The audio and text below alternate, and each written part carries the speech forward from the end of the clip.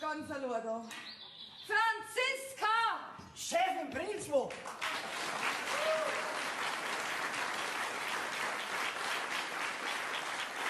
Wieso soll es den Brenner? Ich hab der Franziska gerufen. Oh mei, und ich hab mir schon gedacht, Sirene war gegangen. Du, sei nicht so frech. Oh, aber Chefin, das würde ich mir doch nie erlauben. Aber wenn Sie jetzt auf meine Anwesenheit keine weitere Wertschätzung mehr legen, dann wende ich mich jetzt wieder wichtigeren Dingen zu. Bricht der Fein nichts ab, gell?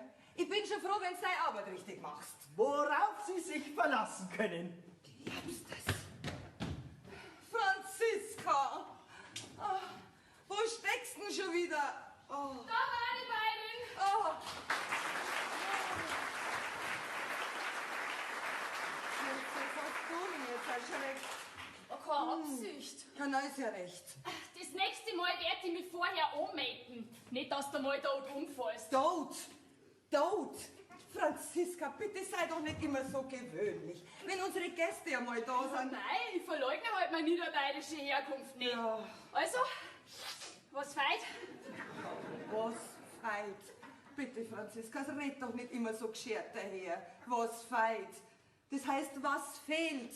Außerdem feit sie nichts. Warum wärst du dann so?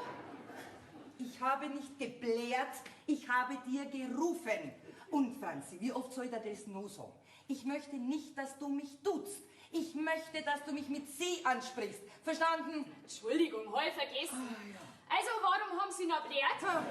Ich meine, warum hat sie gerufen? Ja, warum? Ah, du, die Milchkanne müssen noch ausgespült werden. Und weil ich mit meinem Kreuz ja nicht schwer heben kann, müssen die zwei Keibe noch gefordert werden. Ist aber schon passiert. Und ausgewaschen.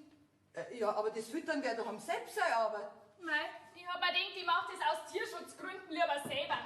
Wieso aus Tierschutzgründen? Weil der Herr Josef Burger doch zu Hören geboren ist.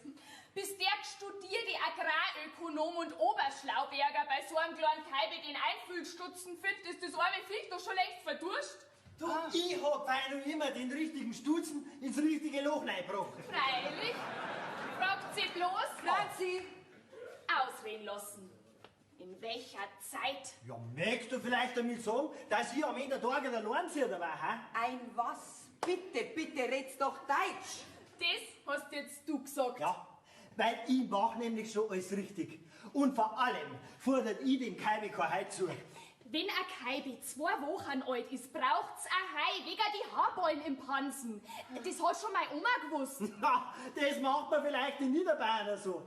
Aber das Verfüttern von Raufutter am Mastkälber kann zu Laubmagengeschwüren und sonstigen Problemen führen. Ja, wie zum Beispiel abnormales Zungenrollen. Also, sehr aber auf. Und wer sagt nachher das mit dem falschen Futtern? Mein Dozent in der Hochschule zu Weihenstephan.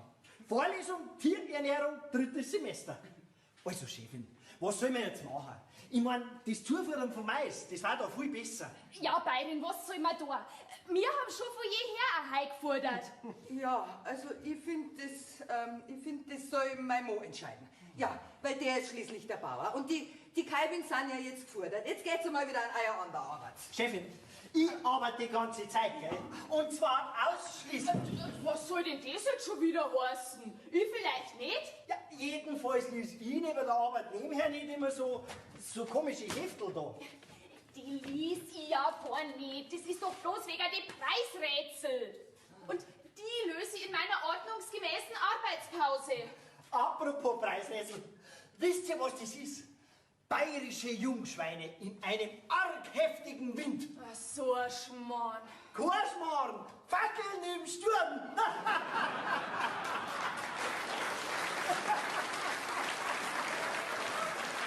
Also bevor da jetzt ein ganz anderer Sturm losbricht, marsch jeder an seine Arbeit. Sepp? Ja, ich weiß schon, vor der Kammer. Ja, und Franzi, du... Mist abladen und dann Hähnerstall. Ja, Schaffzeiten habt ihr nie auf dem Hof gar keinen mehr was zum Anschaffen. Doch. Du, Weibi.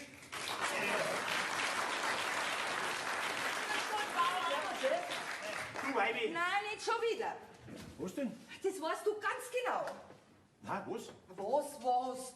Ich möcht's nicht, dass du Weibi zu mir sagst. Schon gleich gar nicht vom Personal. Geh bitte, ich bin doch kein Hund. Haben wir ein schönes Fressi fürs Weibi.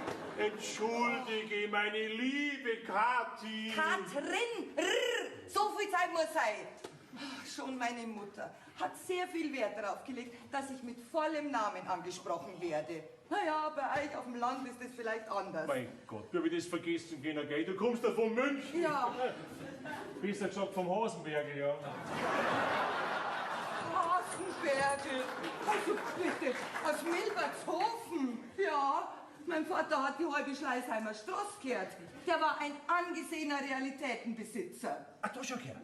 Und zu mir hat der Vater gesagt, als ihr vor 25 das erste Mal bei uns heraus den Urlaub gemacht habt, er war ein Hausmeister. Naja, und du wolltest doch unbedingt der Bayerin werden. Also, finde endlich damit ab, dass bei uns am Land heraus nicht so geschwollen zugeht wie bei euch in der Stadt drin. Hast ja recht. Ich bin bloß so zwider, weil ich mich nicht rühren kann wegen meinem Kreuz und... Gibt's was mit dem Sepp und mit der Steffi? Na, bloß wenn sie mich manchmal halt so Sachen fragen, mit dem Hof und mit dem Viech, dann stehe ich halt manchmal da und... Dann sagst du jetzt, sie soll mich fragen. Ja, weil du kommst ja gewissermaßen nicht vom Wipfelbach, sondern vom... aus Milbertshofen. Ja. Du bist so rücksichtsvoll, eine wahre Stütze. Oh, apropos Stütze. Wie geht's in deinem Kreuz? Danke der Nachfrage, geht schon wieder. Aber 2 Wochen wird's mindestens noch dauern. Und dann darf ich noch viel länger nichts heben, sagt der Doktor. Macht ja nichts, dafür ist jetzt die Franzi und der Sepp da. Aber die Franzi ist ja eigentlich für den Haushalt eingestellt. Ja, ich berede das schon noch mit ihr. Aber wirklich? Ja, ich habe ja schon gesagt, dass sie aus ihrem Zimmer raus muss, wegen dem Umbau von der Ferienwohnung, ja? Hoffentlich ist das alles geklärt, weil sonst stehe ich wieder da und... Ja, du, ich muss dann her noch schnell in den Saustall hinter. Vorher muss ich noch zum Vordermeier wegen die Deckenbretter für die Ferienwohnung. In 14 Tagen muss das alles fertig sein. Dass aber auch wieder alles zusammenkommt. Bleib sitzen. Ich finde den Weg schon allein. Schließlich bin ich auf dem Hof da geboren, gell? Du bist und bleibst ein Spinner. Aber ein liebenswerter, gell? Sonst hättest du mich vor 20 Jahren kaum geheiratet. Oder hab jetzt ich dich geheiratet? Aue. Habe ich vielleicht schon wieder unseren Hochzeitstag vergessen? Nein, nur eine kleine Vorwarnung. In 2 Wochen wär's dann soweit. Dass aber wieder alles zusammenkommen muss, hä? Was? Deine Worte, mein liebes Weibi. Katrin. Ja, natürlich. Also bis später. 4. Weile, gell?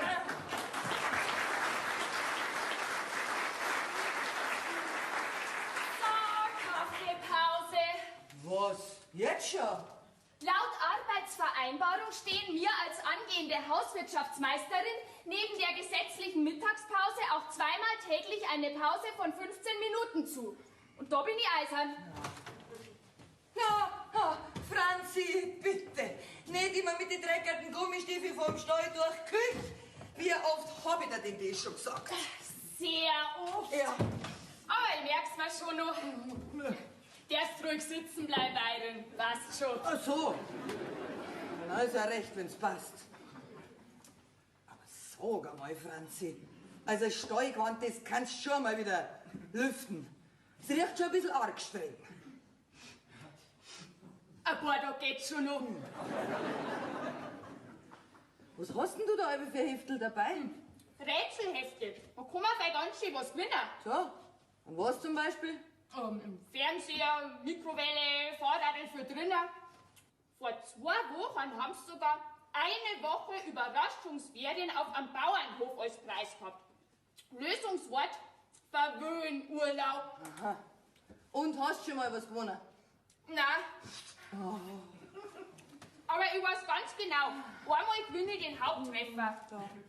Nix für ungut, ich muss in Kich. Hab schon verstanden. Was?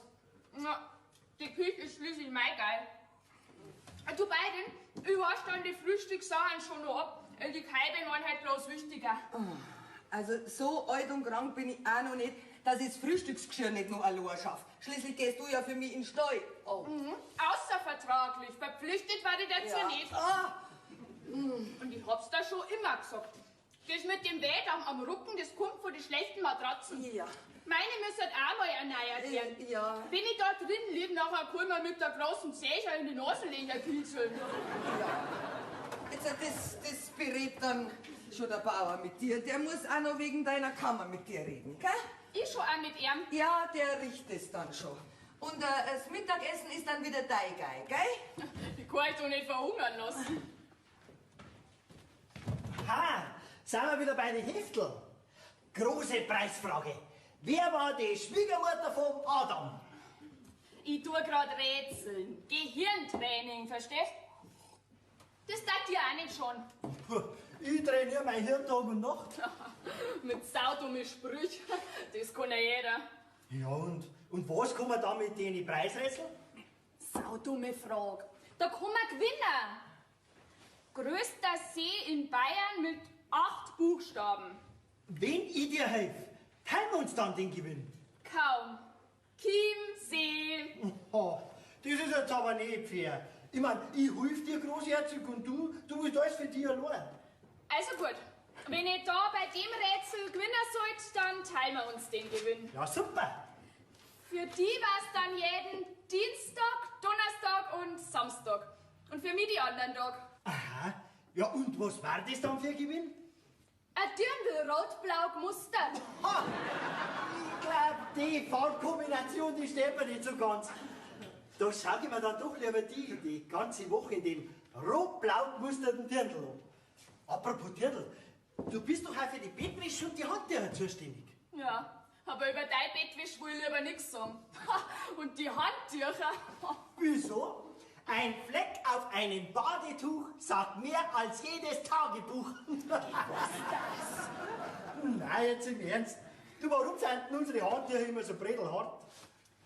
Weil die Frau Chefin gesagt hat, ich soll am Weichspüler sparen. Was? Und das lässt sich unser Bauer gefallen haben? Na, für die bäuerlichen Handtücher und Bettwäsche ist schon einer da. Das ist ja eine Zweiklassengesellschaft. Und ich hab gedacht, sowas macht einem abgehärteten Naturkörper und bauerndick Schädel nichts aus. Wobei, ein bisschen eine Zärtlichkeit brauche ich halt auch. Und wenn ich schon von dir nichts kriege, Untersteh die. dann muss ich mich halt allein ins Bett kuscheln. Ohne Weichspülen. Weißt denn du überhaupt, was der kleinste Bauernhof der Welt ist?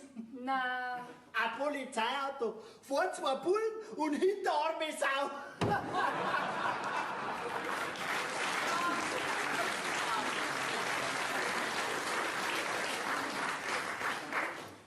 das Ende vom Leben mit 3 Buchstaben. Ehe. Du, was war das da unten? Antiker Liebesgott mit 4 Buchstaben. Ha, da, jetzt hast du sogar vom Bauer selber gehört. Na, du bist schon eher ein aufdringlicher Schürzenjäger mit 8 Buchstaben. Ein Hallodri. Und auf jeden Fall bist du eher ein Liebestoller aus der Gegenwart. Ich suche aber einen aus der Antike. Der heißt Amor. Richtig. Das ist doch der mit den Pfeilen, der wo immer trifft. Ja, und wenn du jetzt nicht gleich weiterarbeitest, dann trifft dich ganz was anderes. Verstehe. Dann passiert mir das Gleiche als wie einer. Was für mir? Na, trifft mir auch der Hexenschuss. Du, gell? Und wie heißt nachher die Göttin der Rache? Vermutlich Kathi Meier. Aber ich verweigere lieber die Aussage. Hey. Bin sofort, Chef, bin sofort. Ja, und wohin? Ah, das ist doch wurscht. So einen wie mich, den brauchen sie überall.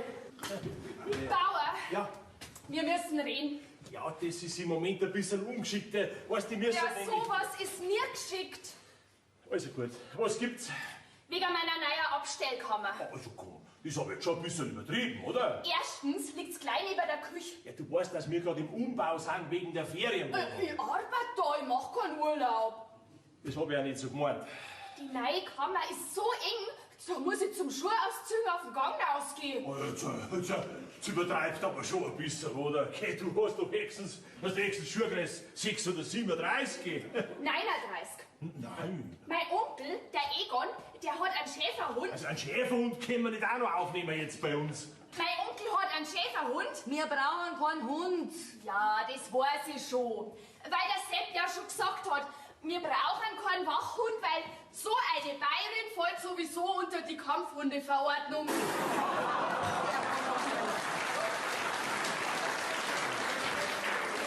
Also, ich wollte ja bloß sagen, dass mein Onkel einen Schäferhund hat. Ja, das wissen wir ja jetzt schon. Und dem sein Zwinger ist gerade aus einer Luxussuite gegen das neue, besser gesagt, uralte Zimmer. Wie man es überhaupt noch als sowas bezeichnen kann. Wir müssen uns heutzutage alle ein bisschen einschränken, bis wir wissen, ob die Aktion Urlaub auf dem Bauernhof ein Erfolg wird oder nicht. Jetzt reg dich nicht auf, Weibig. Katharin, komm. Ich regle das schon. Geh nur zu, geh weiter, komm. Hoffentlich wird die Aktion kein Erfolg. Warum nicht? Weil dann zieht nämlich ich in die Ferienwohnung. Aha. So, die 15 Minuten Pause sind zu Ende. Was soll ich da bauen? Ja, pass auf, die Glocken und die Geschirre, die müssen da hergerichtet werden für einen Almauftrieb, gell? Wer hat gemacht? Sepp, Ja, da. kommst da noch mal ins Hausstall hinter. Ich muss mir die junge Fackel noch mal anschauen. Ich glaub, die gern zwickt. Ja, ich bin da gleich. Pass auf, dass er dir nichts wegzwickt. Hallo!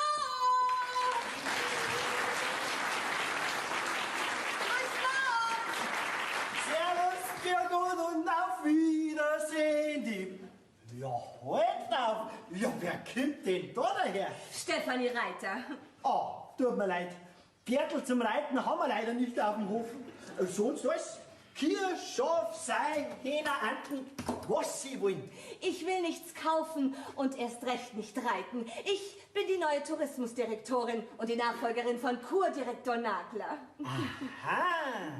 Ja, also wir haben da am Hof nur einen Kurdirektor und das ist unser Bauer selber. Ja, und wo finde ich dann Ihren Bauern? Ja, also unser Herr Kurdirektor ist ausnahmsweise mal bei der Sei, den Schweinen im Stall. Oink, oink. Sie verstehen?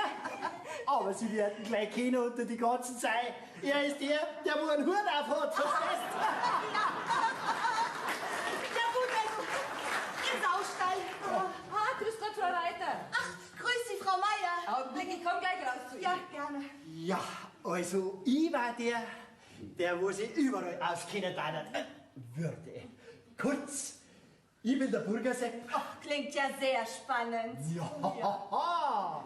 Also, da drüben hinten treten, da haben wir unser wunderherrliches Panorama mit der Kampenwand.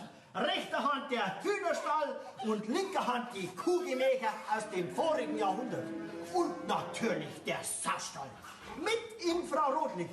Nicht zu verwechseln mit anderen nächtlichen Etablissements, wie zum Beispiel der Pumpsitter. Ja, möchten Sie sich vielleicht als Fremdenführer bewerben? Ja, Sie, warum nicht? Ich mein, ob jetzt die Kühe umeinander scheint oder Touristen, also, wo ist jetzt da der Unterschied? Naja, also ein kleiner Unterschied ist da schon. Richtig, hier sind keine Preisen und bauen nicht nach. Also, wie schon gesagt, da drüben ist der Kuhstall und da geht's auch zum Saustall, gell? Und Sie wissen ja, Der Bauer hat einen Hut auf. Genau. Ah, Frau Reiter, bitte, Sie brauchen doch nicht ins Saustall, das können wir doch alles hier besprechen. Sepp, Ja, Chef? sagst du der Franzi Bescheid, dass man mit dem Kaffee hilft und dann holst du den Bauer.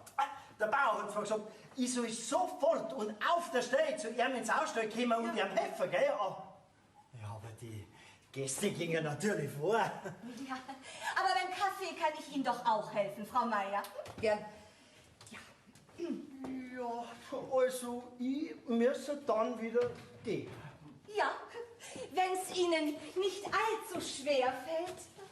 Wenn Sie mich aber doch noch brauchen sollten, ich war dann später im Saustall. Im Saustall. Ich werde es mir merken. Ach, Herr Burger, Ja, bitte. setzen Sie im Saustall doch bitte einen Hut auf, damit ich Sie gleich erkenne.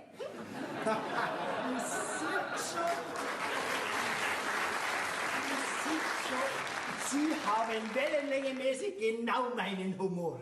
Das wird der Beginn einer langen Freundschaft.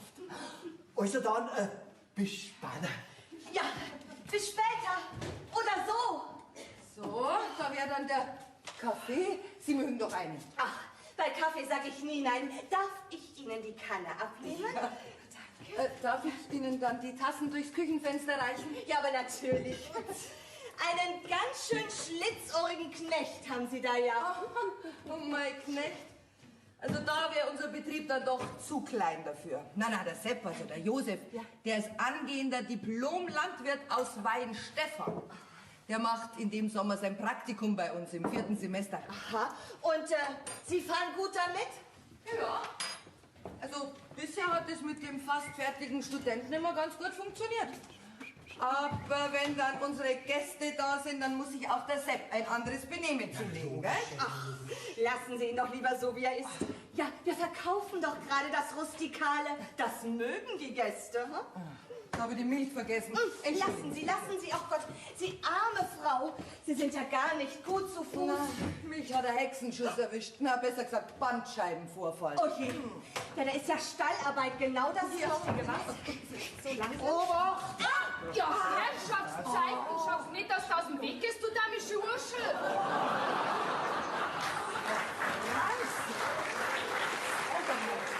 Man tut's doch nicht einfach an jeden.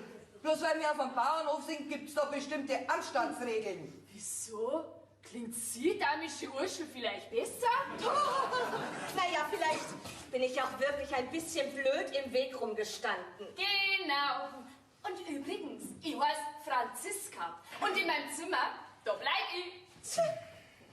Wer war denn das? Das war unser Betriebsunfall. Was? Ah, nein, unsere Betriebshelferin.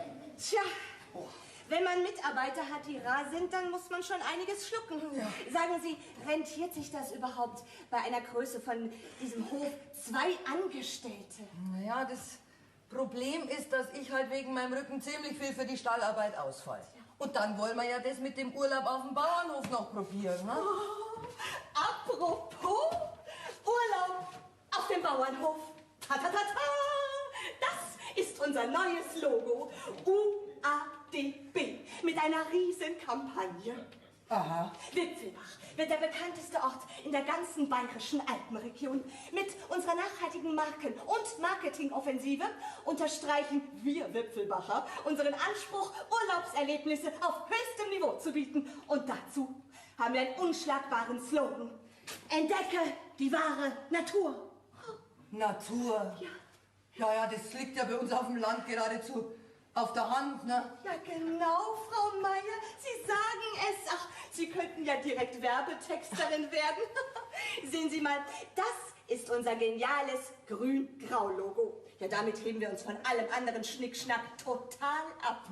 Das Grün der Wipfel von Wipfelbach, drüber das majestätische Grau der Gipfel und drunter die schindelgedeckten Bauernhofdächer.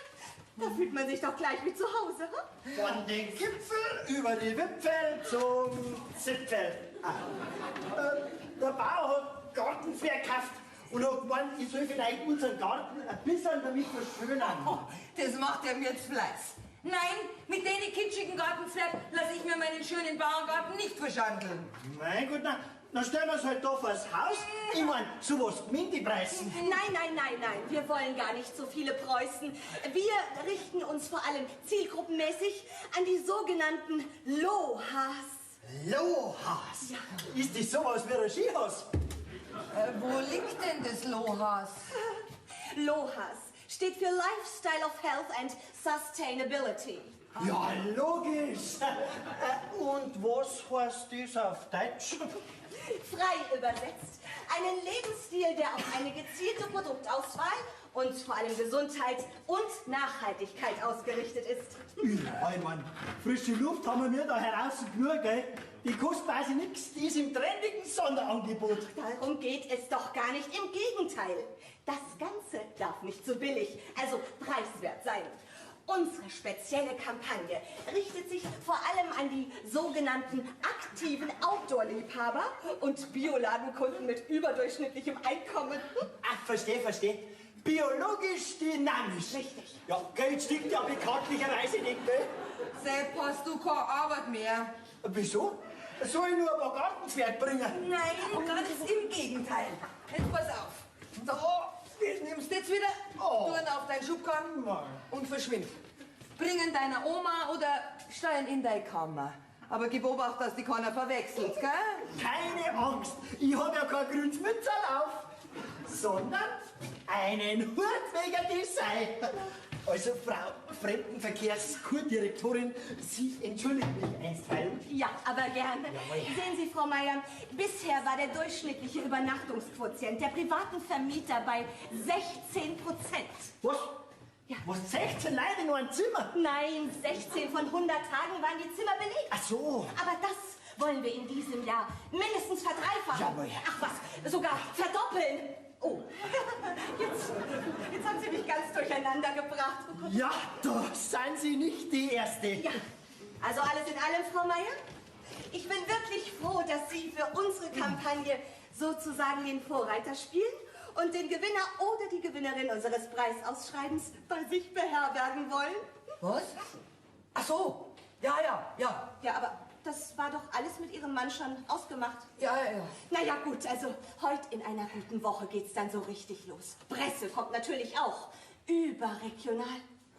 Das wird eine gnadenlose Werbung für Wipfelbach on the Pond. Gnadenlos. Ja. Und natürlich für den Meierhof. Der Meierhof zu Wipfelbach. Urlauben, wo andere für dich arbeiten, gell? Herr Meier, ich grüße Sie. Oh, Verzeihung. Hallo, hier Stefanie Reiter, Tourismusdirektorin Fremdenverkehrsamt Wipfelbach. Was kann ich für Sie tun? Ja? Warum hast denn du mir nichts davon gesagt?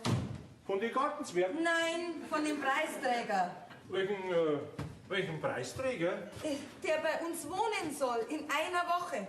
Hä? Also, die Frau Reiter hat mir gerade erklärt, dass sie mit dir abgesprochen hat, dass der Preisträger von dieser Werbekampagne Urlaub auf dem Bauernhof schon nächste Woche bei uns einzieht.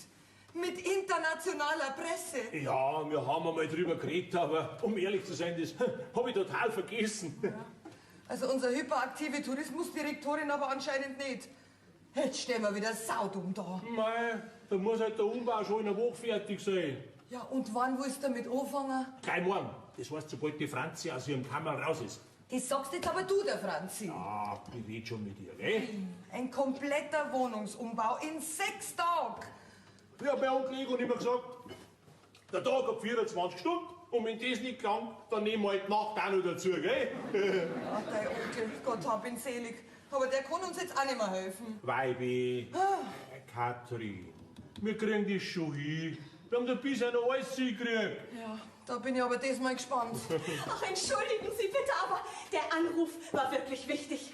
Der Herr Wirtschaftsminister persönlich. Oh, die Frau Fremdenverkehrskurdirektorin, auch persönlich grüße Sie. Ich grüße Sie, Herr Meier, alles im grünen Bereich. Alles. Ist das Apartment schon fertig? Ich würde es mir so gern mal anschauen. Das Appartement, Ja.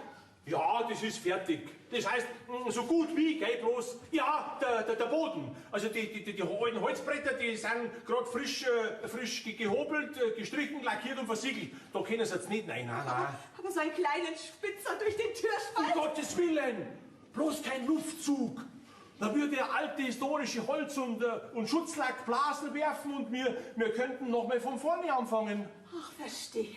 Sie wollen sich die Überraschung selbst vorbehalten, was? Oh, das wäre nicht eine Überraschung, ich sage Ihnen was, das wäre das Höchste. Her geht's gar nicht mehr, gell? Naja, ich habe ohnehin keine Zeit mehr. Ich habe noch einen Termin beim Notar. Entschuldigung. Notar ist gut, sehr gut. Sehr gut. Unser Preisträger wurde ausgelost und das entsprechende Schreiben ist raus. Jetzt heißt es, die Pressekampagne auf 1000% forcieren. Von Wipfelbach und dem Meierhof spricht schon bald die ganze Welt. Ja, das glaube ich gleich. So, jetzt muss ich aber wirklich führt Gott und auf Wiedersehen. Ja, und Servus. Ach, Herr Meier, über das ganze Spa- und Wellnessprogramm müssen wir ja noch sprechen, ja? Ja, da reden wir noch drüber, ja. Sie haben da was ausgearbeitet? Haben wir, ja. Ja, dann also allen einen wunderschönen Tag. Hallo. Servus. Aber was meint jetzt die mit dem Sparfließland? was da war, da haben wir mal drüber geredet, aber so genau habe ich das damals nicht verstanden. Ne? Spa heißt Salus per Aquam. Gesundheit durch Wasser. Woher weißt jetzt du das schon wieder? Ja, mei, Rätseln bildet eben. Ja, und wo kriegen jetzt wir so ein Gesundheitswasser her? Das ist doch ganz einfach. Wir erklären den Viehbrunner jetzt am Haus zum offiziellen Swimmingpool. Naturverbunden mit vielfältigen Inhaltsstoffen. Ja, und ich mach den Bademeister. Ja. Ach, das kann doch so passen. Hey, jetzt hört's aber auf, ihr zwei. Wir kriegen das schon hin, dass das irgendwie läuft. Und zwar gescheit, zwar noch schöner. Ein Meier geht nicht unter. Schon gar nicht in unserem Viehbrunner. Franzi, was hast du mit dem Korb da drinnen? Ja, die Kuhglocken für die Alm. Der Bauer hat gesagt, die sollen putzt werden. Nein, da habe ich eine viel bessere Idee. Wenn unsere Gäste anreisen, dann stellen uns wir da draußen vor dem Haus auf und ich spiele auf die Kuhglocken zur Begrüßung die Bayernhymne. Nein, oder noch besser, das Kufstein. Ui, das ist schön. Das ist Also so ein Schmarrn. Kein Schmarrn, so, und ab geht die Post. Apropos Post, entschuldige Franzi, der Postbote war da, der hat mir ja für dich einen Brief mitgegeben, gell? Danke.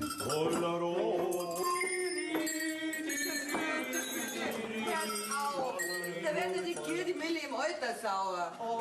Kein Verständnis für die wahre Kunst hat. Die Klänge der Natur. Oh, Schmarrn bin ich. Ich brauch meine Feiertag. Ja, die verrechnen wir dann schon im Herbst, gell? Na, nicht im Herbst. Ja, wann dann? Gleich, die ganze nächste Woche. Warum? Überraschung. Oh, alle 14 Nothelfer stellt's uns bei. Ein Wunder. Die Bayerin ist katholisch geworden.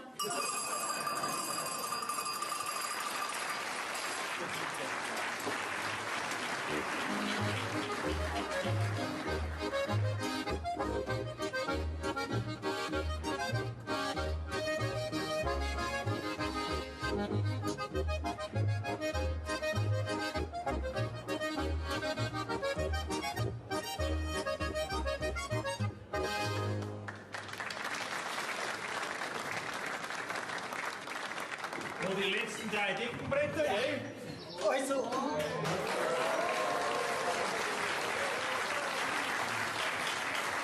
mir gefällt ja mehr die südliche Leichtbauweise auf die Fidschi-Inseln. Ich gebe gleich eine südliche Leichtbauweise. Herrschaftshalten, pass halt einmal auf.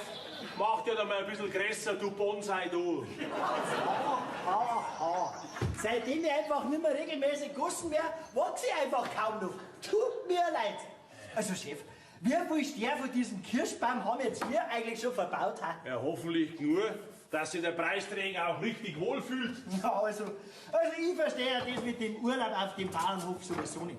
Wer will denn eigentlich sowas? Die Fremden, die suchen halt im Urlaub den Gegensatz zum Berufsalltag, verstehst? Ja, freilich. Und deswegen ging es bei uns in den Kurstall, wo es das ganze Jahr über im Büro und in der U-Bahn schon nur Rindviecher sehen.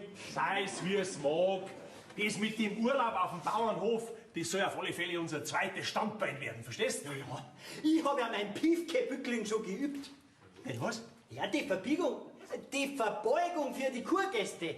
Der Piefke-Bückling. Ich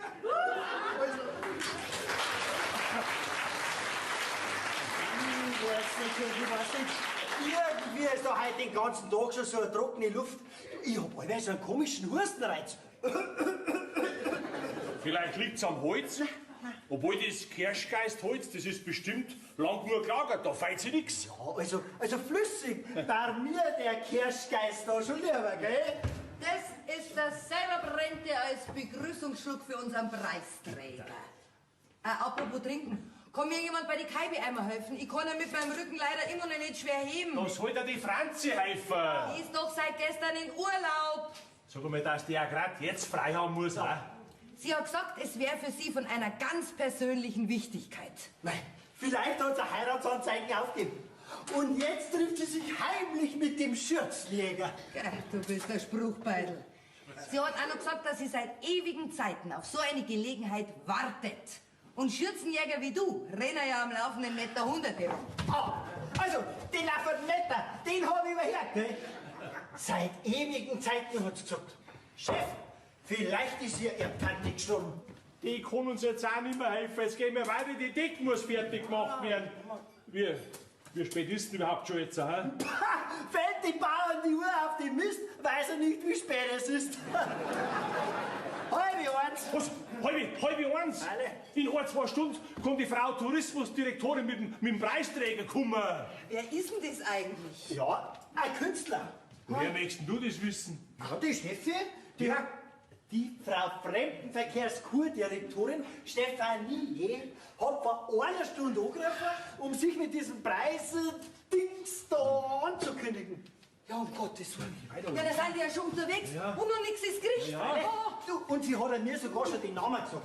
Also der Vorname war irgendwas mit Franz, am Ende der Beckenbauer. Nein, Chef, nein, mit B war das nicht.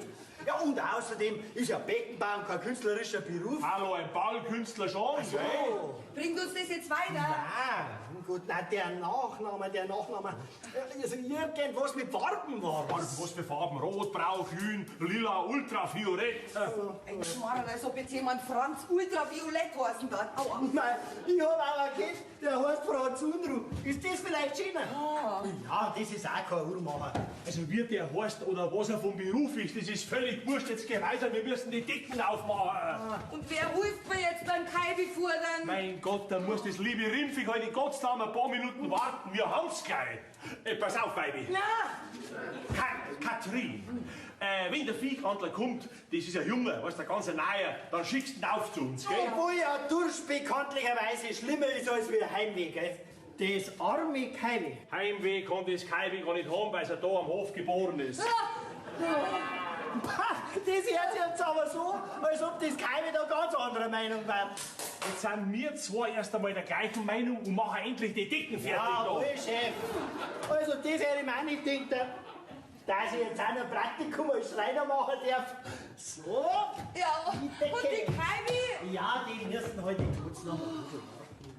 Herrschaft, sind das Rindviecher. Oh. Entschuldigung.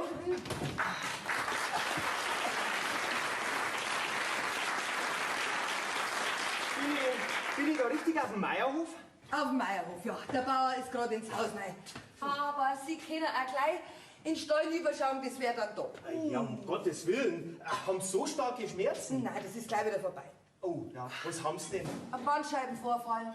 Oh, ja. Ja, damit sollte man auch nicht spaßen. Ich lach schon lange nicht mehr. Ja, aber dann machen Sie doch einmal frei. Ich meine, der Bauer, der wird Sie doch auch mal entbehren können. Entbehren? Der Bauer mich? Nein, da führt kein Weg hin. Was?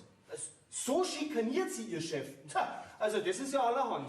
Das ist keine Schikane, ich will es ja gar nicht anders. Aha. Aber wollen Sie nicht doch vielleicht schon mal in den Stall überschauen? Ja, also den Stall, den kann ich mir anders mal auch anschauen. Ich meine, ich wollte für ein paar Tage bleiben. Als Viehhandler? Sie, ich glaube, da liegt jetzt ein Missverständnis vor. Aha. Ach so, entschuldigen Sie, ich habe mich ja noch gar nicht vorgestellt. Thomas Mahler aus München, genauer gesagt aus München-Sendling. Ja, Sie wissen schon, der kleine Vorort mit der Mordweihnacht. Katrin Meier aus Wipfelbach, genauer gesagt von da, ehemals Milbertshofen. Ja, und weil ich... Wenn Sie jetzt aber nicht der Viehhandler sind, wer sind Sie dann? Ah, Mordweihnacht. Sind Sie vielleicht ein Kriminaler, Herr Mahler? Also nein, Gott sei Dank nicht. Eigentlich komme ich wegen dem Urlaub auf den Bauernhof. Jesus, der Nachname. Irgendwas mit Farben. Ja, der Gewie, der Hau, der Brei. Oh, hier, entschuldigen Sie, wissen Sie, wir haben gedacht. Ja, das ist... Aber das ist doch nicht schlimm. Ich meine, Hauptsache, Sie haben ein Ferienapartment frei. Ja, frei. Freilich. Ein Augenblick. Ich muss jetzt bloß schnell an den Chef. Aber bitte, nehmen Sie doch dabei einmal Platz. Freilich, dankeschön. Und da haben wir nämlich auch schon unseren selber brennenden Kirschgeist zur Begrüßung. Ja, also, Moment. Jetzt überschütten Sie mich doch nicht gleich. So, wohl bekomm's. Passen Sie lieber auf Ihren Rücken auf. Ja. Also dann, Prost. Wir freuen uns so, dass Sie zu uns kommen. Also, mir scheint, Gastfreundschaft wird bei Ihnen groß geschrieben. Ganz groß. Weil, wie heißt so schön, mit Herzlichkeit und Ehrlichkeit kommst du im Leben grad so weit.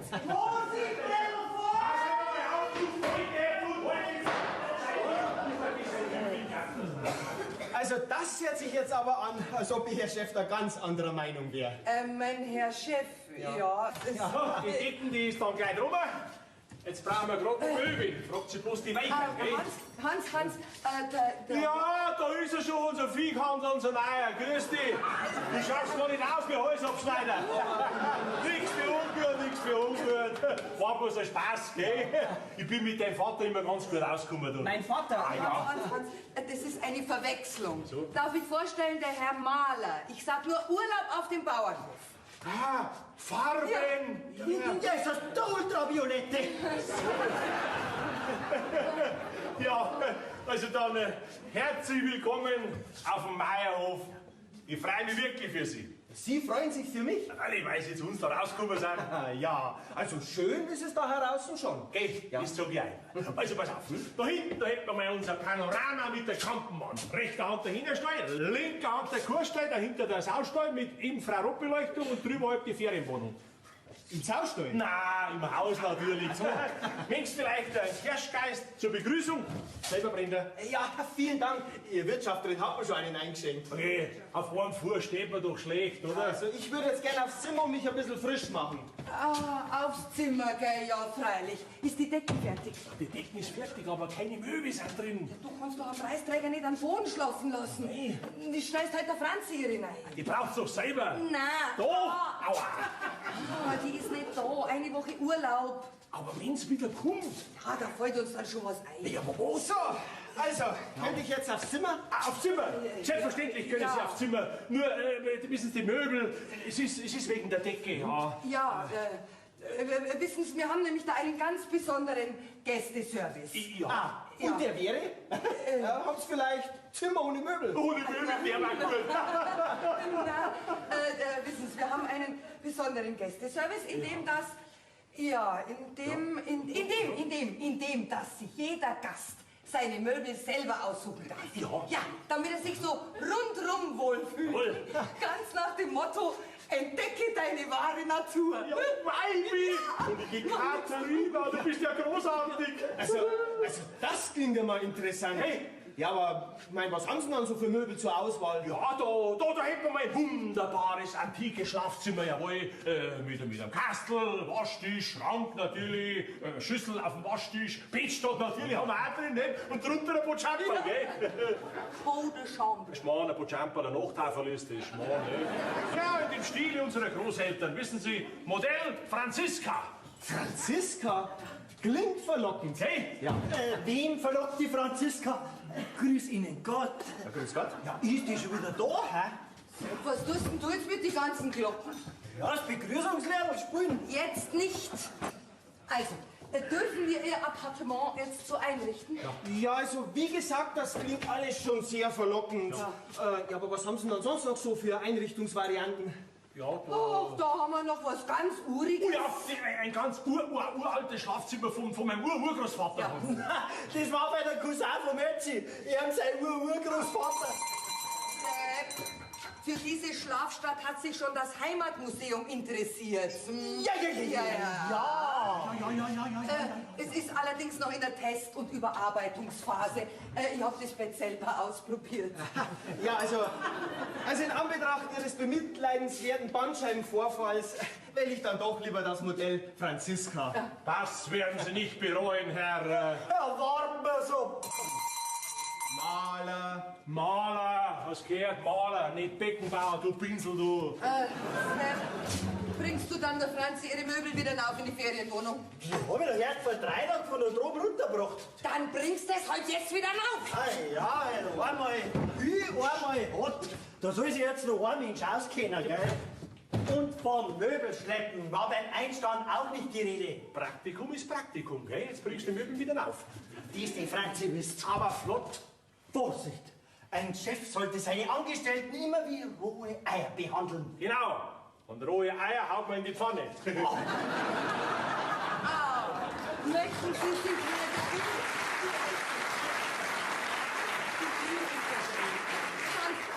ist doch unser wunderschönes Panorama. Ja. Da hätten wir das Panorama mit der Kantenwand Ja. und gleich daneben haben wir das Panorama. Also vielen Dank, aber es kommt mir allmählich schon sehr bekannt vor. Also ich glaube, ich gehe dann doch lieber mal kurz ums Haus. Machen Sie das, jawohl, gehen Sie ins Haus. Sie sind ja der König hier. Was sage ich denn? Entschuldigung, der König, Sie sind der Kaiser. Ja. Also, ich schau dann einmal in der Ferienwohnung nach dem Rechten, gell? Sie entschuldigen mich. Ja, ja, freilich. Geht's, ja? Ja, ja. Apropos Kaiser, was muss er denn zahlen? Wer? Ja, der Kaiser, der Gast in Ihrem Ferienapartment ist. Der Kaiser? Sie? Ja? Sie sind gut. Seien Sie schon mal einem Kaiser begegnet, der was zahlt hat? Also um ehrlich zu sein, bin ich noch nie einem Kaiser begegnet. Nicht? Na, Nix. ja wie nix. Ja, Sie zahlen selbstverständlicherweise nix. Ja, wieso denn Also, nicht? hören Sie mal auf, wenn Sie mich beleidigen oder auf den Arm nehmen. Sie zahlen nichts. Sie sind ja quasi unser Ehrengast. Ach so, ja, jetzt. Jubiläum, verstehe. Der 1000. Gast und so. Ja, der Hauptgewinn sozusagen. Ja, da habe ich ja gewissermaßen Glück gehabt. Jawohl, und Glück hat nur der Tüchtige. Ja, wie gesagt, ich vertrete mir jetzt die Füße und genieße das Panorama. Machen Sie das. Unser Panorama ist das Beste, was wir zu bieten haben. Vielleicht noch ein Schnapsal wieder auf dem Weg als Wegzehrer. Lieber nicht, sonst finde ich einen Weg nicht mehr zurück. Oh, das war schlecht. Ja. Ein verirrter Wanderer war keine gute Werbung für uns Wipfelbacher. Ja, also dann, bis später. Bis später. Ja, lassen Sie einen ruhig Zeit, gell? Jawohl. Ja, Sie sind ja wie gesagt seine Majestät, der Kurgast. So, Herr Meier. Da wäre wieder.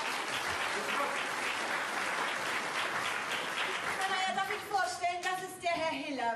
Er wird das ganze Ereignis fotografisch dokumentieren. Bitte hierher schauen. Danke. Ich bin ja leider schlecht rasiert. Ja, Männlichkeit verkauft sich eh besser mit 3 Tage Bart. Tatsächlich? Na ja, dann. Naja, also, um ehrlich zu sein, marketingtechnisch ist das ein ziemlicher Spagat. Das kann wunderbar funktionieren, kann aber auch nach hinten losgehen. Oh, apropos nach hinten. Sie kommen einen Augenblick spät. Gerade ist er hinten aus. Ja. Wer? Ich sehe mich mal um wegen der passenden Motive. Ja, aber sicher, Herr Hiller. Wer ist hinten raus? Ja, der Kaiser. Welcher Kaiser denn? Seine Majestät, der Kurgast. Ach, Sie haben schon an die ersten Gäste vermietet? Respekt. Oh, die haben bestimmt das Schild Urlaub auf dem Bauernhof gesehen und sind gleich reingestürmt.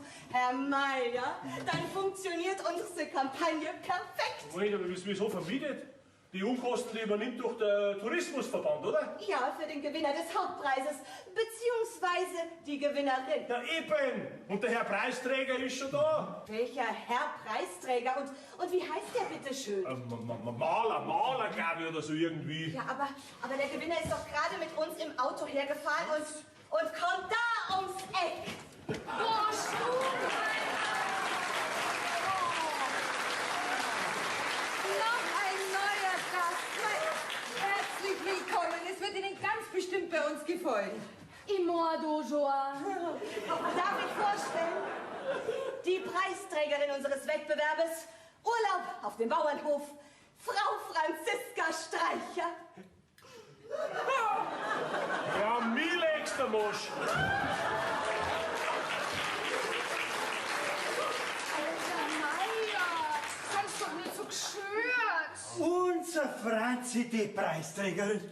Die glaube ich werden nicht mehr. Ja, das darfst du laut sagen. Streicher und Maler, das klingt ja auch gleichmäßig, gell? Da Ja, aber das hat doch beides mit Farben zum Tor. streicht dir gleich eine richtige auf, jetzt da passiert Das hab ich nicht im Vertrag, gell? Das wird sich sicher regeln lassen. Herr Meier, gibt es irgendwelche Probleme? Ja, nein. Das heißt... Geht's ein bisschen genauer? Der Herr Meier wollte sagen, er ist hoch erfreut. Nicht? Ja. Sie haben uns doch angerufen, nicht? Ja, öfters in der letzten Ja, Zeit. nein, heute in der Früh. Und haben uns doch den Namen von dem Preisträger durchgesagt. Ja, Frau Franziska Streicher. Und hier steht sie doch. Aber warum haben denn Sie das nicht gleich gesagt, dass das unser Franzi ist? Ich bin doch noch nicht so lange am Ort und da habe ich Ihre Mitarbeiterin nicht gleich auf den ersten Blick erkannt. Das ist der Wahnsinn. Alle 14 Nothelfer steht's uns bei. Ei. Nicht schon wieder. Also, Herr Meier, jetzt müssen wir erstmal unsere notariell bestätigte Gewinnerin hier standesgemäß einquartieren und das ganze Wochenprogramm besprechen. Ja. Frau Streicher... Ja, Franzi, Frau Franziska, Sie können selbstverständlich sofort wieder Ihr Kammerl beziehen, gell? Sepp, bring die Möbel wieder runter. Moment. Nur damit wir uns richtig verstehen. Erstens, die Frau Streicher ist für diese Woche nicht Ihre Angestellte, sondern Ihr Gast. Wie? Zweitens, die Frau Streicher muss selbstverständlich im Ferienapartment einquartiert werden. Ja, der Herr Hiller ist extra von der Zeitung geschickt worden, um für unsere Kampagne die entsprechenden Fotos im entsprechenden Ambiente zu machen.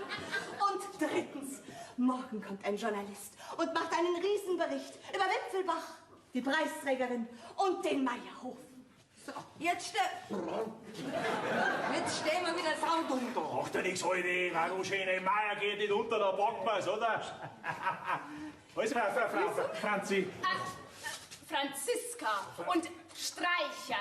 Bitte. Frau Franziska Streicher, herzlich willkommen bei uns auf dem Meierhof, gell? Was spielst du jetzt? Heute ist eine starke Presse da, ne? Dürfen wir Ihnen ein Stammball, selber brennen, ein Stammball Schnaps kredenzen? Nein, danke. Ihnen, nein? Ach, aber gern. Ja. Vielen Dank. Also, richtig schön habt ihr es da. Ich meine, schön ist es hier da. Nur ein bisschen streng riechen tut's hier. Was? Ach so, ja, es Streugwaren. Die Stallkleidung. Man kommt halt nicht so oft zum Wechseln, wie man gern möchte, gell? Ja, das verstehe ich gut. Das geht mir in meinem Beruf manchmal genauso. Ja. Ach, bitteschön, junger Mann. Könnten Sie das große Gepäck aus dem Auto gleich einmal aufs Zimmer bringen? Ja, sonst noch was. Ich bin doch nicht dein Lakai und Stiefelputzer. Was? Also, selbstverständlich, gnädige Frau, holen wir das Gepäck. Zimmer, die werden Stiefel.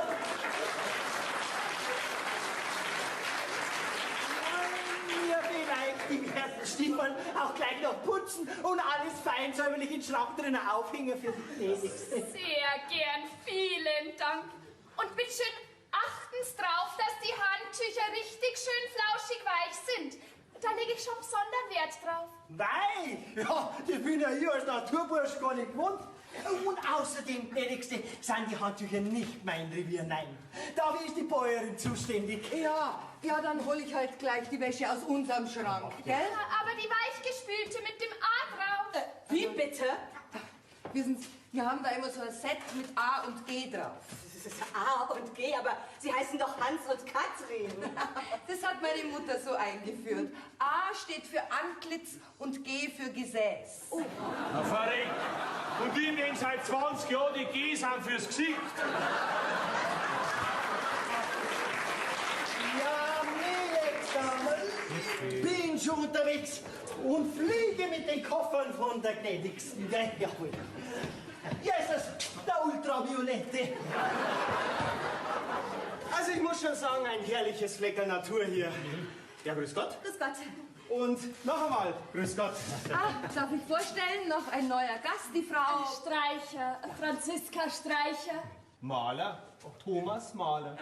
Die Frau Streicher ist die Gewinnerin des Preisausschreibens Urlaub auf dem Bauernhof. Na, Sie sind also die glückliche Gewinnerin. Ja, ich habe ja auch mitgemacht, aber ich gewinne ja nie was. Nein, halt, stimmt nicht.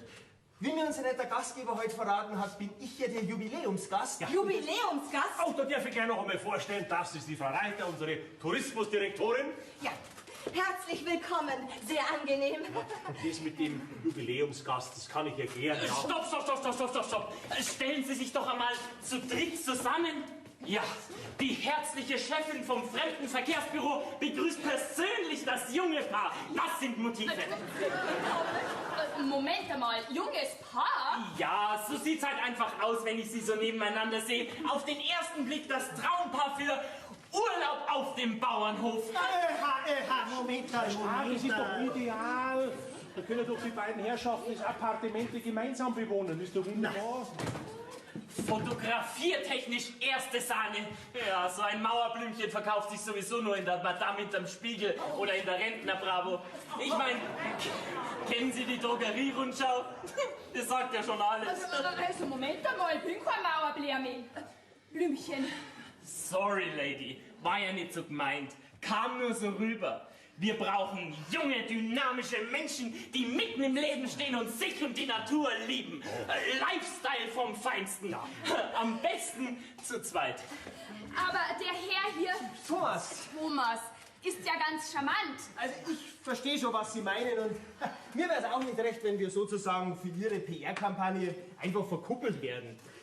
Frau Meier! Frau Meier? Ja? Geben Sie mir doch bitte ein anderes Zimmer. Dann können wir alle unseren Urlaub genießen. Ja, also ein anderes Zimmer. Da hätten wir nur noch das Kammerl gleich neben der Küche. Das ist doch so klar, das kann man keinem zumuten. Was haben Sie denn für Schuhgröße? 43, 44, warum? Dann müssen Sie ganz sicher zum Schuh ausziehen auf den Gang gehen. Also, gell, so schlimm ist auch wieder nicht. Die Kleinigkeiten bitte hinterher klären. Wir müssen jetzt rasch in das Apartment, bevor das Licht schlechter wird. Die Sonne steht gerade richtig. Ja dann. Ich merke schon, als Preisträger ist man noch mehr eingespannt wie bei der Arbeit. Ha, also so schlimm wird es doch hoffentlich nicht werden. Ich meine, schließlich soll das Ganze ja ein Erholungsurlaub sein. oder? Avanti, avanti, Dilettanti. Ja, da geh ich besser voraus, geht. Entschuldigen Sie. Und halt den Überblick. Da entlang die Herrschaften.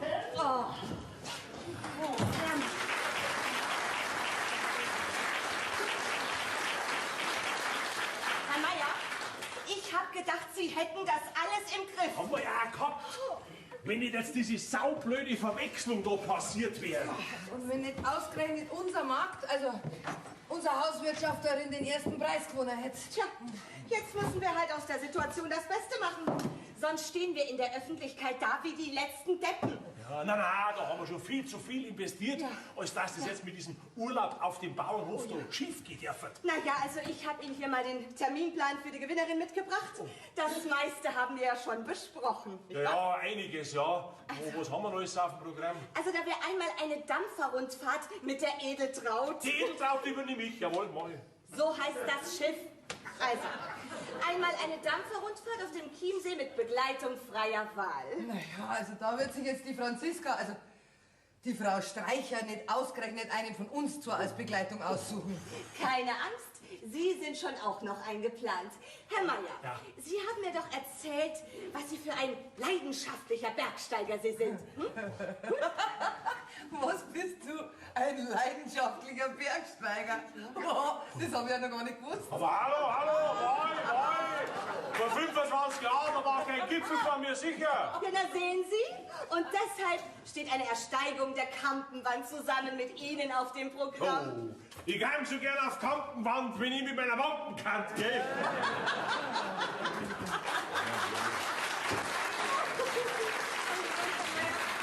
Aber Sie nehmen das wirklich mit Humor. Ja. Naja, wenn wir einen männlichen Preisträger gehabt hätten, wäre natürlich Sie, Frau Meier, die Begleitung gewesen. Na, wenn mein Mann seiner Bergsteigerleidenschaft nachgehen will, dann soll er das nur tun. Heißt denn da wollen? Ich muss ja. Das machen wir vom ganzen Ort lächerlich. Also manchmal bereue ich das schon, dass ich mich da drauf einlassen habe mit dem Urlaub auf dem Bauernhof da. Nein, Herr Meier, Sie machen das absolut richtig. Ja, schließlich soll ein Ruck durch unseren Ort gehen. Und da braucht es solche Vorkämpfer. Gut, auf welcher Front soll ich noch kämpfen? Also, als dritter großer Programmpunkt wäre doch der Besuch eines traditionellen Heimatabends mit Schuhplätscheln. Hey.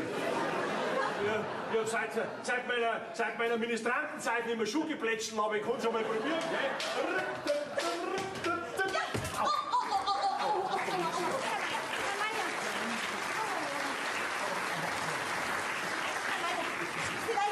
Vielleicht findet sich da doch eine andere Begleitung. Uiuiui. Schließlich haben Sie ja schon die Bergtour. Sie, kann ich nicht vielleicht doch lieber auf der Edeltraut, ich meine, Raddampfer fahren? Nein, das ist ungeschickt. Wir brauchen Sie einfach als kernigen Bergsteiger für die Fotos. Oder mit der Kampenwandbahn fahren. Herr Meier, ein bisschen Sportsgeist sollten Sie schon zeigen. Sonst enttäuschen Sie mich.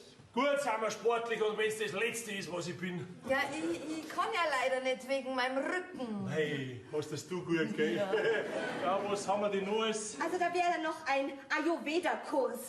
Was für wieder? Ayurveda ist eine besondere Art der indischen Gesundheitsphilosophie. Dazu Wellness und Beauty Farm. Außerdem nach freier Wahl die Aktivsportarten Ballooning, Rafting und Paragliding. Und die Sportliche, das muss alles sie machen. Nein, das läuft separat mit den entsprechenden Spezialisten. Und außerdem ist das alles fakultativ. Aha, und was bedeutet das? Aber jetzt fuck jetzt, ha? Das kann sich die Preisträgerin quasi nach Wahl aussuchen. Ah ja. Und was ist das da zum Beispiel da? Canyoning. Was ist das?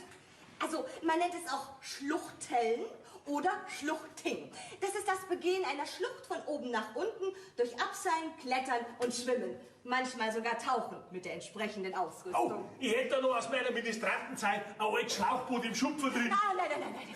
Das überlassen wir wirklich den Profis. Nicht, dass irgendwas passiert und wir in der Presse die Gelackmeierten sind. Na weißt, Sie sind der Profi, voll und ganz, jawohl. So, Herr Meier, was haben Sie denn noch so als Wellnessangebot hier am Hof? Sie wollten mir doch eine Liste mit Vorschlägen zukommen lassen. Ja, also da hätten wir einmal... Wir haben einen Viechbrunnen hinter dem Haus. Oh ja. Den könnten wir zur Not auf den Fotos als Kneippkur verkaufen. Ja, sowas. uns Hai. Mit Heu macht man doch auch so Sachen. Heu. Ja, richtig, Heubad. Ach, das ist ein sehr guter Programmpunkt. Na also, dann werden wir doch die Woche in Gottsnamen rumbringen, oder? Ich hoffe nur, dass das Wetter auch mitspielt. Ja. Ah, Frau Reiter, Ja. jetzt stehen nur noch die Begrüßungsfotos mit den Gastgebern und die Urkundenzeremonie an. Ja, richtig. Wo ist denn die Gewinnerin? Sie wollten eigentlich mit uns runterkommen. Ah, da schau ich lieber gleich einmal. Vorsicht ist die Mutter der Porzellankiste, jawohl. Haben wir schon alles fest im Griff. Oh, Franzi, Franziska, Frau Streicher, ich hoffe, Sie sind mit der Ferienwohnung sehr zufrieden, ja? Ja, alles ganz nett hergerichtet. Und in den Möbeln fühlt man sich ja gleich wieder wie daheim. Das freut uns, wenn wir uns Geschmack getroffen haben, gell? Bloß die Matratzen ist ein bisschen arg durchgelegen. Ja, da muss man auch schon an seine Bandscheiben denken. Ja, da hat uns das Möbelgeschäft, also der Lieferant, der hat uns da sitzen lassen, ja. Aber gleich morgen fahre ich selber nach Rosenheim und wenn ich selber holen muss, die Matratzen, gell? Das ist sehr aufmerksam. Da werden sich sicherlich auch diejenigen freuen, die nach mir in dem Bett schlafen dürfen. Ist schon soweit. Nein, liebe verehrte Preisträgerin, jetzt ist der Augenblick willkommen, wo ich Ihnen die Urkunde überreichen darf. Frau Meier, bitte hinzu. Und natürlich die Arbeitgeber, oh nein, Ihre Gastgeber vom idyllischen Meierhof zu mir bitten darf. Herr Meier, bitte auf die andere Seite. Nein. Da rüber. Nein, und zur Feier der Stunde. Bevor wir Ihnen jetzt einstanden, auf traditionell bayerischen Kurglocken darbieten dürfen, Möchte ich noch die erste Strophe des Wipfelbacher Heimatliedes zitieren. O du, mein Wipfelbach Aloha, direkt am Fuße drund vom Geigelstoa. Grad weil ein hier und Seel ist gewiss, mein goldens Hoamatal auf ewig ist. Nur nicht übertreiben. Möge allen Urlaubern unser wunderschöner Ort Wipfelbach zur zweiten, nein, wenn nicht gar zur ersten Heimat werden. Ich gratuliere Ihnen, Frau Streicher. Mehr in die Mitte, bitte. Vielen Dank. Mit so viel Überraschungen hätte ich jetzt wirklich nicht gerechnet. Mir auch nicht. So, und jetzt bitte. Achtung!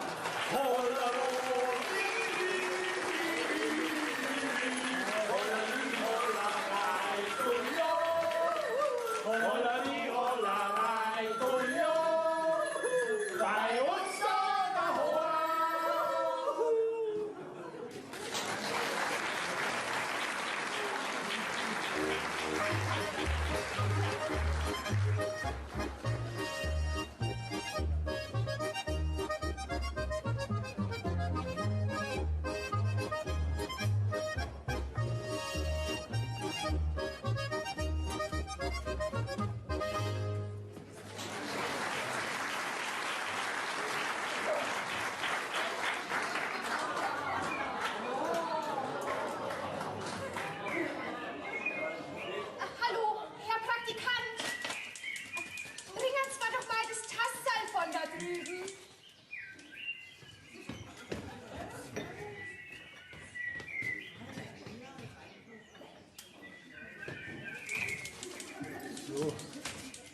Sag mal, Sepp, wo stehst denn du da rum, was du gearbeitet? Ich bin der persönliche Hoflakai von der Preisträgerin. Ha? Ja, nix. Wollen Sie auf Expedition oder soll der Kartoffelsack da ins Museum? Oh mein Sepp. Der Rucksack, der hat schon so viel mitgemacht. Da wird er die Tour auch noch überleben. Muss ich das jetzt verstehen? Im Rahmen des Gästeprogramms Urlaub auf dem Bauernhof steht heute der Höhepunkt auf dem Programm. Die Besteigung der Kampenwand unter fachkundiger Führung des Hausherrn. Die Besteigung des Hausherrn. Ich habe ja gar nicht gewusst, dass Sie so bergweg sind, Chef. Ja, mei, ich war auch mal jung. Ne? Das muss aber schon arg lang her sein. Hey, du wirst dich nicht beschweren können, gell? Ich mache jetzt Pause. Aber bitte nicht länger wie 15 Minuten. Entschuldigen Sie. Chef, ist das schon lange her, wo Sie jung waren? Hä? Ich meine, man möchte es ja nicht glauben. Du ja nicht frech werden, gell? Ausreden lassen, Chef. Man möchte nicht glauben, welche verborgenen Talente in unserem Chef schlummern. Pass auf, dass du nicht ausrutschst. Ist dich schon gefordert? Keine Ahnung. Die Chefin hat mir angeschafft, ich soll mich ausschließlich um die Preisträgerin kümmern. Anschaffen da immer noch ich, gell? Ich bin der Herr im Haus und ich schaffe da, dass du dich jetzt sofort ums Viech kümmerst. Jawohl. Kann auch schöner, der gemacht, was ich sag, gell? Ja, der Herr im Haus seid Sie, wenn eine Frau nicht daheim ist, gell, Chef? Siehst du, der muss nicht den blöden Schirm woanders hin, da, ha? Morgen. Guten Morgen, selbstverständlich, Franziska. Sie können den Schirm dann abstellen, wo immer Sie wollen, gell? Nichts für ungut. Schönen guten Morgen. Schönen Tag wünsche ich Ihnen. Morgen. Auf dem idyllischen Meierhof zeigen sich immer wieder wunderbare, überraschende Ein- und Ausblicke. Sag einmal, wenn du nicht schreibst, diktierst, was machst du denn da immer? Ja, ich für sozusagen mein Urlaubstagebuch. Gell, ich bin doch kein Fotomodell. Na, hast du das gestrige Erlebnis auch gut verdaut? Ich schon. Und du? Ja, es war wirklich wild romantisch. Schau, stürmische Nacht am Chiemsee. Ich habe fast nicht mehr gewusst, wo oben und unten ist. Gibt's eigentlich nur Frühstück? Ach doch, da müsste schon was geben. Also nach der Nacht habe ich einen Bärenhunger. Kathi! Hallo! Ja, Moment, ich komm ja gleich. Sauber spülen, bitte. Ja, also die Gute, die ist halt auch ein bisschen überfordert. Mei, sie hat halt viel Arbeit. Ja, aber dass sich da der Bauer nicht nur am Markt einstellt. Ja, mei, ich glaube, eine gute Kraft ist halt ziemlich schwer zum Kriegen. Ah, aber du wolltest doch ein Frühstück. Hallo! Wirtschaft! Grulli 15, wo brennt's denn? Was blärst denn so? Ich hab dich gerufen, aber heute hörst du besonders schlecht. Und das macht auch keinen guten Eindruck, wenn man mit den Gummistiefeln ins Haus geht. Duke! Und außerdem soll man Gäste nicht duzen. Also gut, was feit? Was feit? Was feit? Sei doch nicht so geschört. Was gibt es denn? Der Thomas, der Herr Maler, hat bloß gefragt, ob er jetzt sein Frühstück haben könnte. Auf Mittag um 10:30, weil ich ja sonst nichts anderes zum Tun habe. Guten Morgen. Schön haben Sie es hier. Ja, guten Morgen. Ja, geht ein Frühstück oder muss ich erst bei der Kurdirektion reklamieren? Oh, nein. Oh, nein, um Gottes Willen. Das wäre ja noch schöner, wenn ein Gast bei uns kein Frühstück kriegen täte. Da gell? bist du, die sucht dich schon überall. Du sag einmal, Weibi. Nein! Was ist denn jetzt schon wieder los, ha? Katrin, so viel Zeit muss sein. Katharin, hast du am Sepp auch geschafft, dass er sich um den da kümmern soll? Wie bitte? Ja, warum? Ja, weil vielleicht das Vieh gefordert gehört. Ja, ich habe aber gesagt, wenn er mit seiner anderen Arbeit fertig ist, der Sepp. Wenn der mit seiner Arbeit fertig ist, dann mach ich ihn fertig, das glaubst du. Was machst du mit dem alten Rucksack? Das ist doch der Kampenwandwandertag. Da wäre noch das Frühstück. Ja, gleich.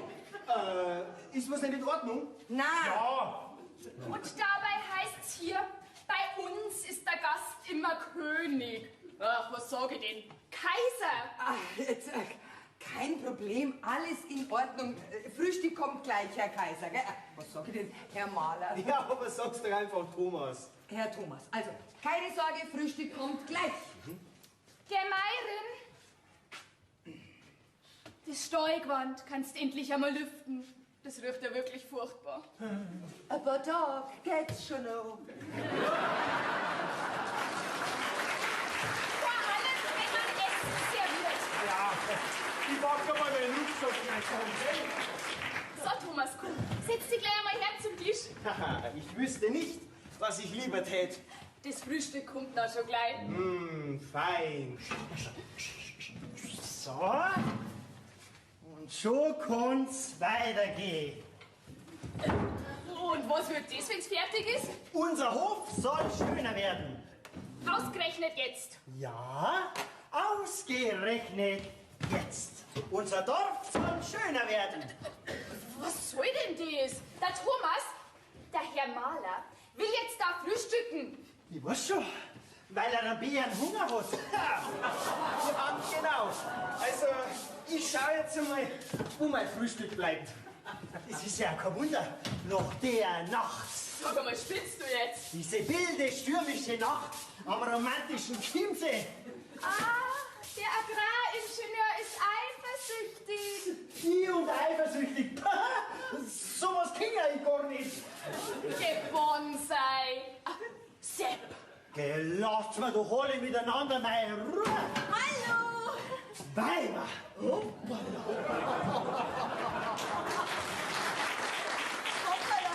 das sind scheinbar stürmische Zeiten, was? Ich grüße Sie, Frau Streicher.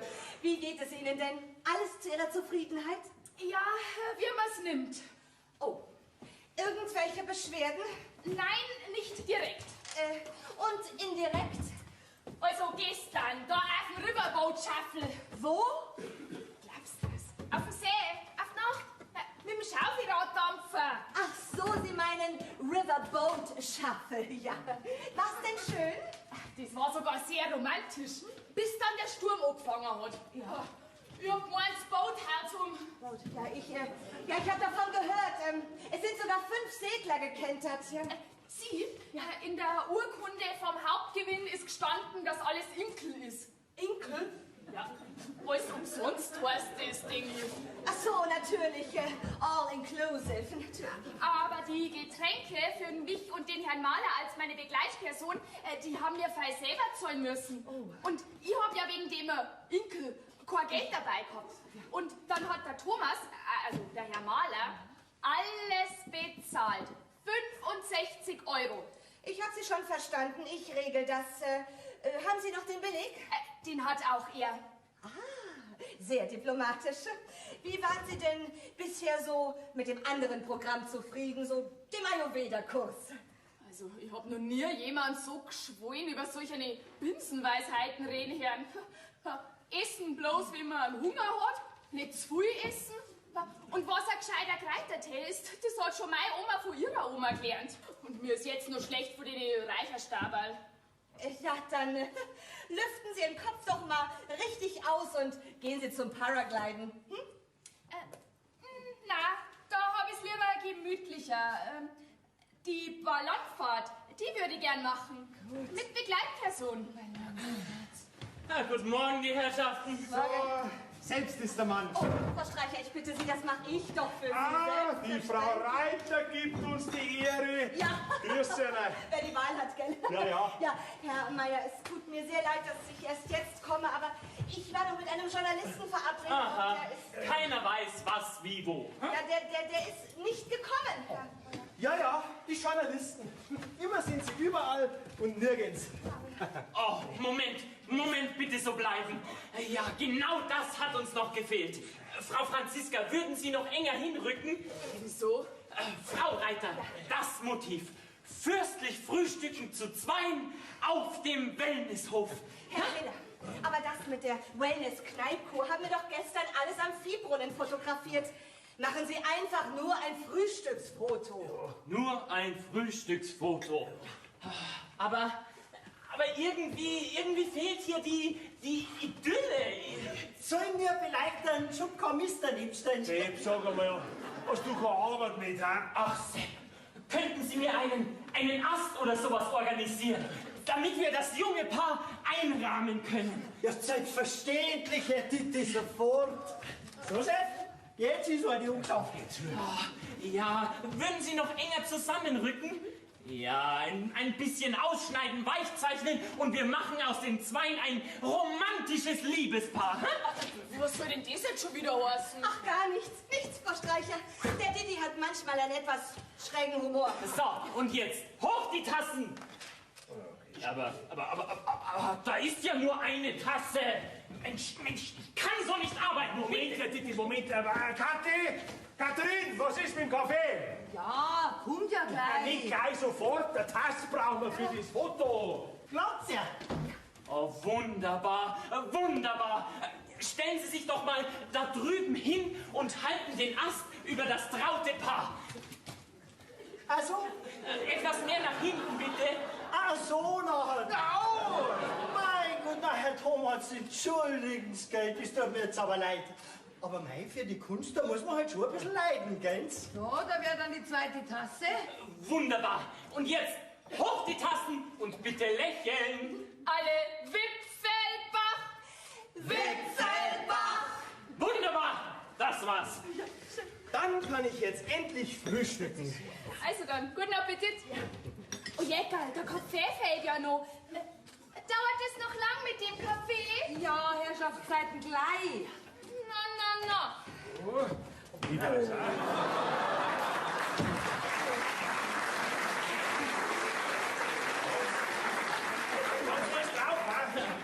Gerade das Schnappschussartige vermittelt den richtigen Slice of Life. Ja, was? Ja, die Lebensnähe. Bloß ich möchte ja nicht drängeln, aber das Licht wird nicht besser. Wir sollten Richtung Kampenwand. Wenn ich da so hinterschaue Richtung Sachram, mein Lieber. Ja, was ist denn? Da ist doch überall herrlichster Sonnenschein. Licht ist nicht gleich Licht, lichttechnisch gesehen. Ja, genau, das Wetter ist bei uns in die Bergfeil Schnee aufgezogen. Und dabei habe ich mich ja schon so auf die Kampenwandtour gefreut. Also da stellt sich jetzt schon die Frage, ob wir uns dieser Schlechtwetterfront da aussetzen sollen, hä? Wo ist denn da schlechtes Wetter? Also so stabil war das Wetter ja schon lange nicht mehr. Aber Katharin, da kannst du gar nicht mitreden, ne? Du kommst ja nicht von da heraus, du kommst ja aus der Stadt, nicht? Ja, aber wir haben auch in der Stadt ein Wetter. Und außerdem bin ich jetzt seit 20 Jahren jeden Tag da heraus. Also, wegen dem Wetter braucht ihr euch keine Sorgen machen, das heute. Warum ist das so wichtig? Weil heute die Besteigung der Kampenwand auf dem Terminkalender steht. Mit einer Fotosession mit dem Hausherrn in der Wand, wenn er sich abseilt. Abseilen. So, So, Herr Thomas, jetzt greifen Sie schön zu. Und wenn du was fehlt, ich wäre dann in der Küche, gell? Können wir jetzt dann starten? Ja, nichts wie los. Und denken Sie dran, machen Sie nur schöne Fotos, ja? Oh, Entschuldigung. Hallo, ihr Stefanie Reiter, Tourismusdirektorin Fremdenverkehrsamt Wipfelbach. Was kann ich für Sie tun? Also, Abmarsch. Euer Preisträgerin sollte das schon mitnehmen. Ich bin bereit.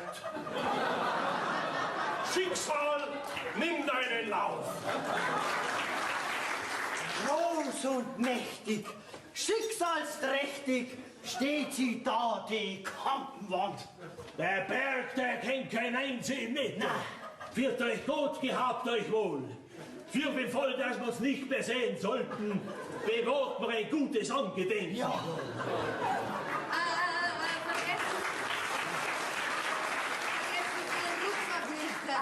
Wir brauchen doch keinen Rucksack nicht. Der Herr Fotograf hat doch bestimmt alles dabei, nicht?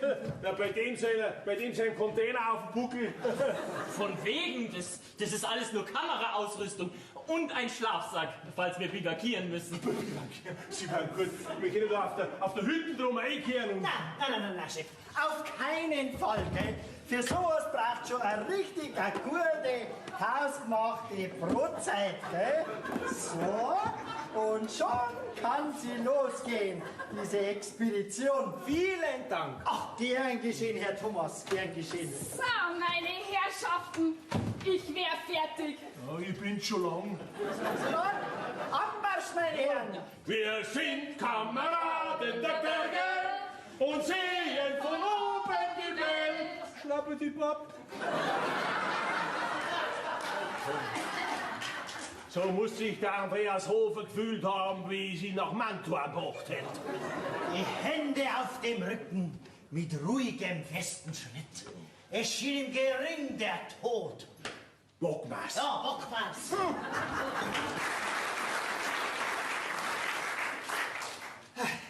Die rührigen, etwas rustikalen Vermieter und ihre Angestellten werden von einer Tourismusdirektorin unterstützt, deren Hauptanliegen es ist, So, da wäre ich wieder. Entschuldigung. Hoppala. Alle weg? Ja, ich bin der einzig Zurückgebliebene. Das trifft sich gut.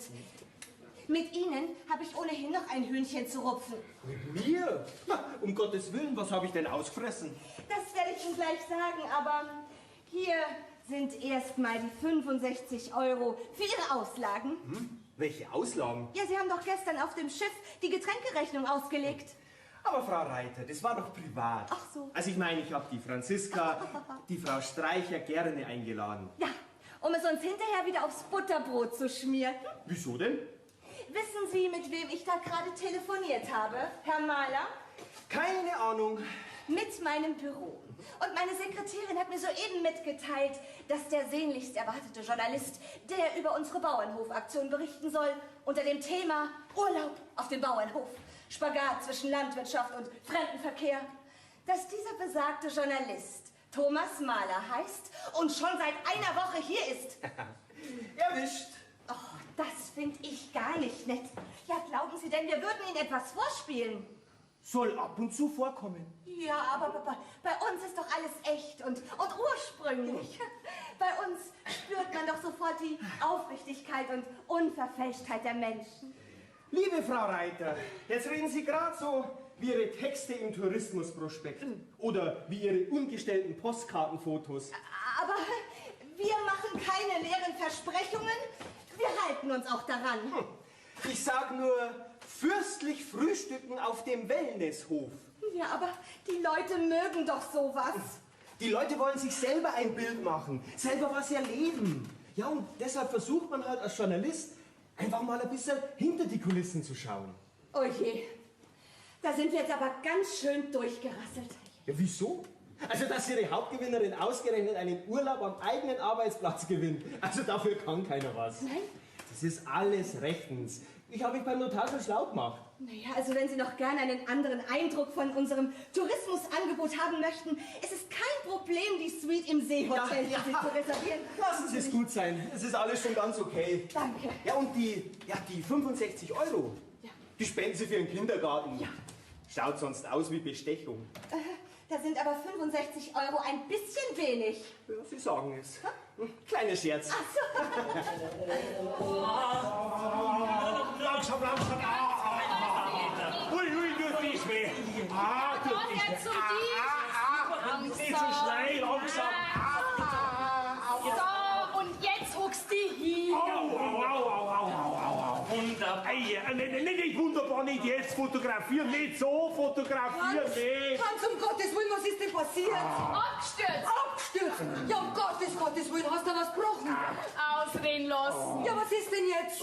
Abgestürzt ist er nicht. Er hat sich bloß blutige Bladern gelaufen. Ja, sozusagen auf dem ersten Kilometer. Naja, dann werde ich wohl allein den Gipfel stürmen. Und den Bauern, den hängen wir halt dann in die Wand. Was? Fotomontage technisch.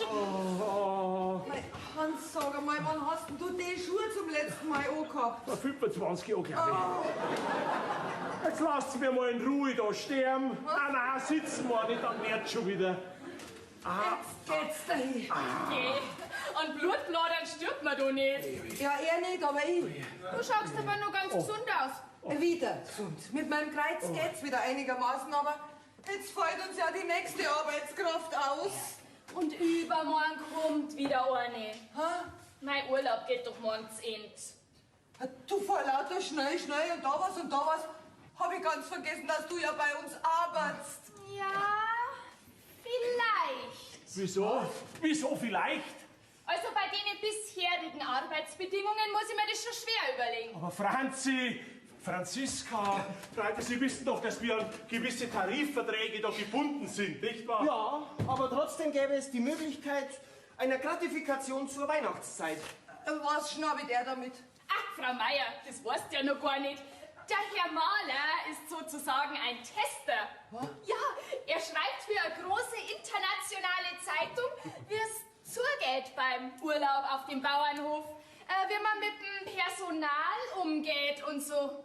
Also, das mit der Weihnachtsgratifikation, das kriegen wir hin. Ein 13. Monatsgehalt? Kriegen wir das auch hin?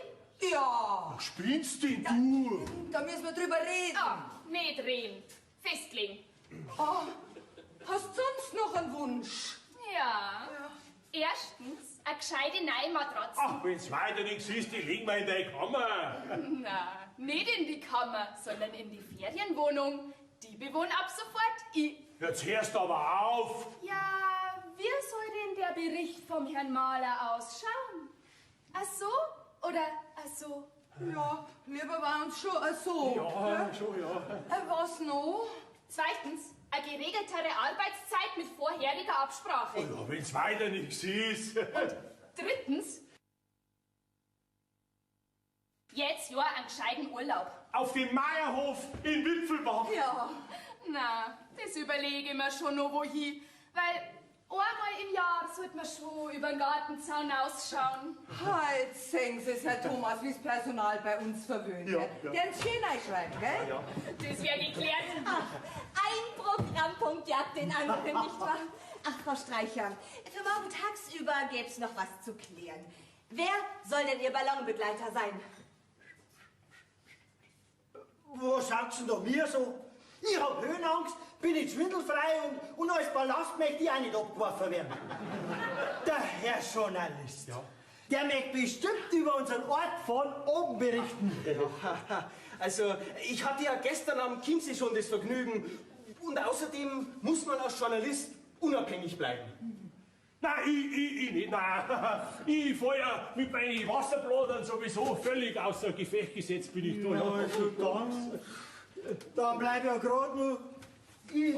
Na, wenn du ganz brav bist, nimm ich dich vielleicht doch lieber zum Heimatabend mit. Jawohl, und anschließend Finstern. Der Weiterchef, leist mir dein Lotter. Brav sein. Darf die Begleitung auch weiblich sein? Ja, natürlich. Dann nimm ich die Bayerin mit. Was? Die hat jetzt eine ganze Woche für 2 gearbeitet. Die hat es redlich verdient. Ja, Franziska, Franzi, ja, ich bin ja sprachlos. Chef, ich fürcht, das hält nicht lang.